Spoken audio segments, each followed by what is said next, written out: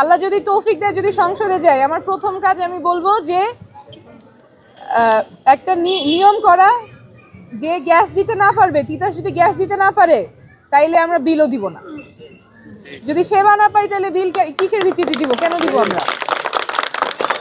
এবং এই কাজটাই আরো অনেক কিছুর জন্য হয়েছে। এই যে রাস্তাঘাট নাই, জলাবদ্ধতা, এই যখন বৃষ্টি হয় তখন মশার কিছু ওষুধ ছিটায়, কিন্তু মশা কমে?